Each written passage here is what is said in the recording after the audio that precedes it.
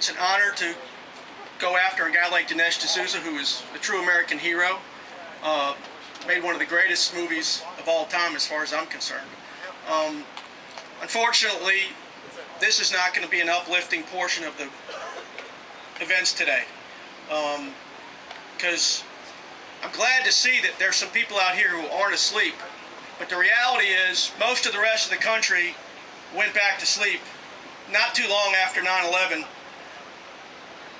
And I know the guy living that way is asleep. Because here we are 13 years after the terrorist attacks on September 11, 2001. And not only have we not identified the enemy, but we're making an active effort as a society, and our elected leaders are making an active effort to make sure that we don't identify the enemy. We saw it last night in the speech that President Obama gave, when he said that ISIS is not Islamic, which is just some of the worst gobbledygook I've ever heard. It's completely wrong. Yes, you could say that. At any rate, what I would suggest to you is that we are on the receiving end of something called the global Islamic insurgency. And there's a military component to the global Islamic insurgency, and there's a political component. They are not capable of defeating us militarily. Whenever the U.S. military meets the jihadis on the battlefield, it's not even a fair fight. But in the political arena, they're kicking our ass.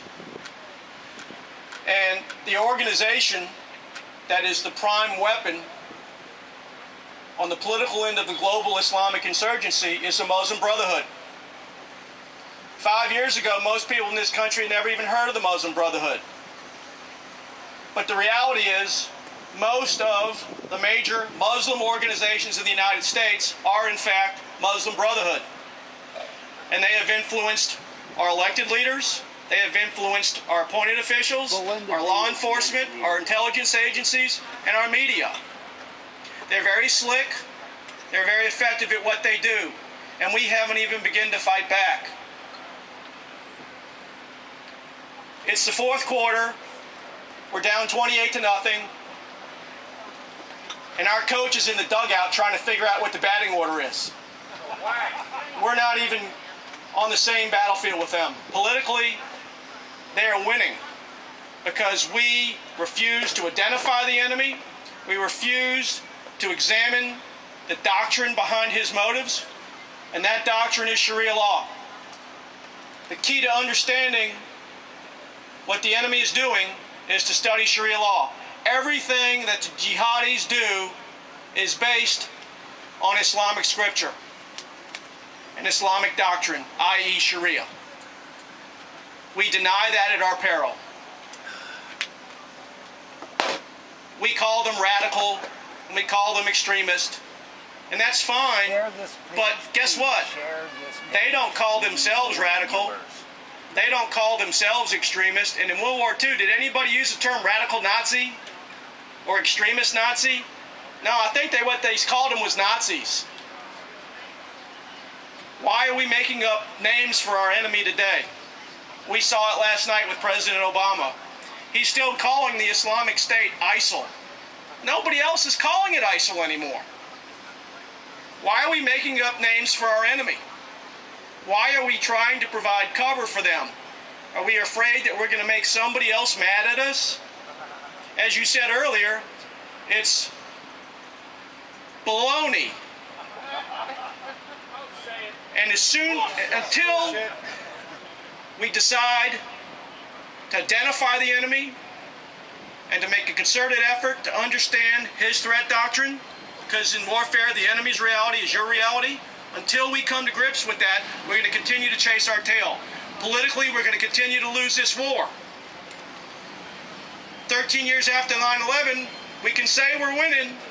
It might make us feel good, but the reality is, most of the country's asleep. Our president's asleep. A lot of people in that building are asleep. There's a few that aren't. There's a sign here that says, ignorance is not bliss. God bless you. That's exactly right. Ignorance is not bliss, it's national suicide. What we're committing is civilizational suicide. If you want to see what America is going to look like in 25 years, go to Western Europe today. It ain't pretty. But I'm glad to see that there's people out here today who are awake. Go out there, use your influence with your friends and family, tell them the truth, tell them to get aware. Tell them to join organizations like Act for America. Tell them to get in touch with their elected officials. And don't just worry about Congress, because there's more to be done on the state and local level than can be done in Congress when it comes to this stuff. Thank you very much for your time, and I appreciate everybody coming out today, and I'm going to wait for poor Anastasia to come up here. Sorry about that. I should give you the high sign.